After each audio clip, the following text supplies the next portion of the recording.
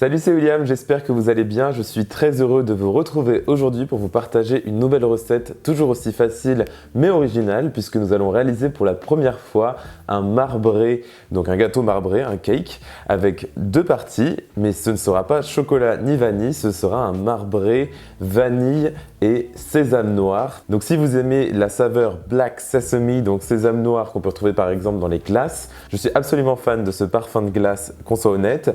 J'ai voulu le mettre dans le gâteau et honnêtement le goût est super intense en sésame, c'est délicieux et ça étonnera vos invités qui penseront que c'est du chocolat, mais ça n'en est pas. Donc c'est parti pour la recette.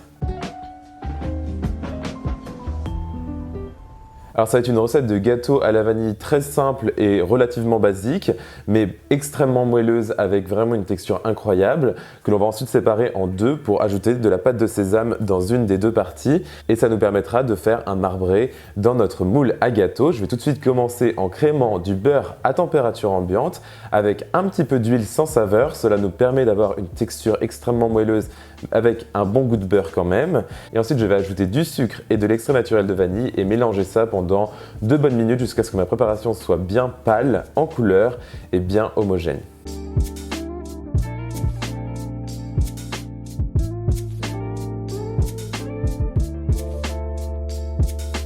C'est super, maintenant je vais ajouter un gros œuf, mélanger à nouveau pour bien l'incorporer et ensuite je vais ajouter 2 autres œufs et je vais mélanger à nouveau jusqu'à ce que j'ai une préparation bien homogène. Vous allez voir, ça va peut-être commencer à se séparer un petit peu puisqu'on a pas mal d'ingrédients liquides avec les œufs et de gras avec le beurre, mais une fois qu'on ajoutera nos ingrédients secs, tout va rentrer dans l'ordre.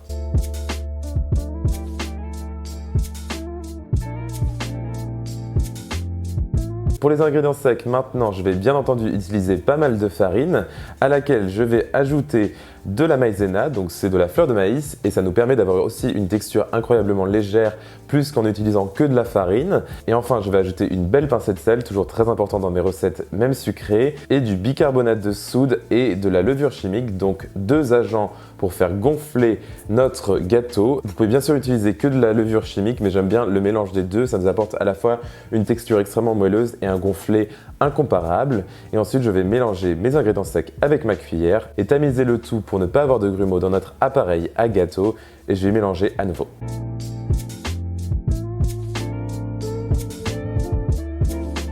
Notre pâte est bien entendu trop épaisse à ce stade, donc on va l'assouplir en ajoutant du mascarpone. Vous pouvez bien sûr utiliser de la crème fraîche, mais j'avais un reste de mascarpone que je voulais utiliser quand j'ai filmé cette vidéo. Donc mascarpone, ça fonctionne très bien et c'est très gras, donc il n'y a jamais de problème en ajoutant plus de gras en pâtisserie.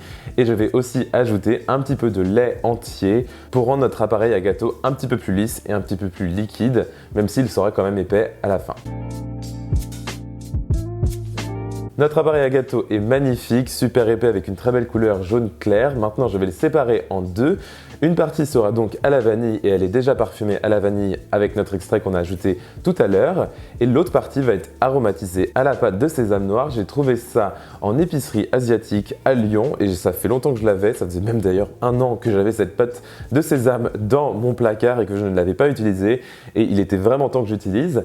Et c'est incroyable, on dirait une sorte de Nutella ou de pâte à tartiner, mais avec un goût de sésame. Donc c'est délicieux et ça marche très très bien ici. Vous pouvez la réaliser vous-même si vous le souhaitez. Je n'ai pas encore de recette pour vous, mais je suis sûr que vous pouvez en trouver sur le net, il n'y a pas de souci. Et donc je vais ajouter tout ce pot de pâte de sésame et mélanger à nouveau et j'aurai une couleur grise magnifique et une odeur de sésame délicieuse.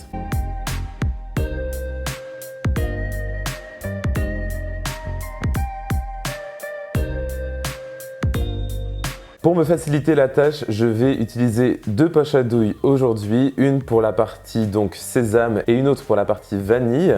Comme vous allez voir, j'utilise un moule à cake que j'ai préalablement beurré et ensuite j'ai mis un petit peu de papier sulfurisé sur la base pour être sûr de démouler mon gâteau sans encombre. Et donc je vais ajouter d'abord ma partie à la vanille avec une spatule. Je vais étaler ça rapidement et ensuite je vais m'amuser avec ma poche à douille et faire un petit peu n'importe quoi avec ma partie au sésame.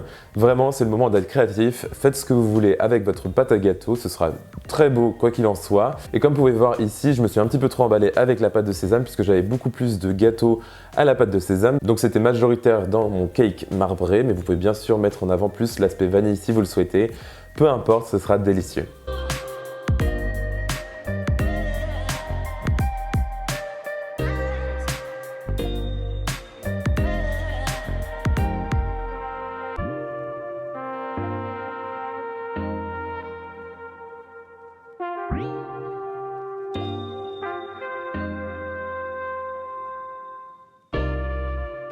Une fois que j'ai bien ajouté toute ma pâte à gâteau, je vais tracer un trait avec ma spatule. Vous pouvez utiliser un couteau fin ici, ça va nous permettre d'avoir une belle forme de cake au moment de la cuisson puisque le gâteau va s'ouvrir grâce à cette fente que nous venons de créer.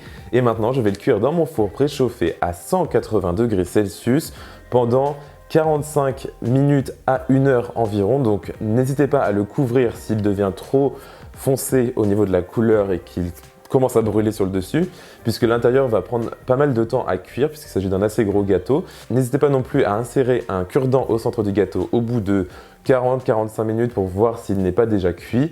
Il suffit que le cure-dent ressorte sec et ce sera bon pour vous. Et ensuite, on le laisse refroidir intégralement avant de se découper une belle part et de voir le résultat du marbré.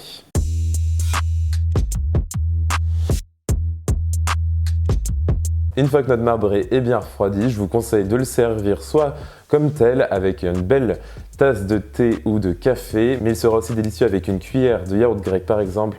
C'est juste incroyable. C'est aussi simple que ça et comme vous pouvez voir, c'est toujours très random l'intérieur d'un marbré puisqu'on ne sait jamais vraiment à quoi ça va ressembler. Et ici, je suis plutôt satisfait. On a une sorte d'effet en U et en fer à cheval. C'est très original et ça me va franchement.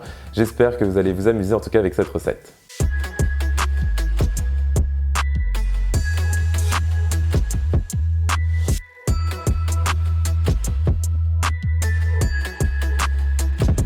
Et voilà, c'était aussi simple de faire un gâteau marbré impressionnant avec des saveurs qui changent de sésame noir. La recette est disponible en intégralité sur mon site internet, donc willemskitchenblog.com, avec des photos, les ingrédients, les étapes, tout est décrit là-bas. Et vous pouvez aussi retrouver de magnifiques photos sur mon compte Instagram, Willy's Kitchen, où je vous partage des belles photos, des coulisses, mais aussi des concours avec différentes marques avec lesquelles je m'associe et je vous fais gagner plein de belles choses. Donc n'hésitez pas à me suivre sur Instagram pour vous tenir au courant de mon actualité. Et vous pouvez bien entendu aussi me trouver sur Facebook. En tout cas, abonnez-vous à cette chaîne YouTube et likez cette vidéo si elle vous a plu. Et moi, je vous retrouve très vite pour une nouvelle recette tout aussi bonne. Salut!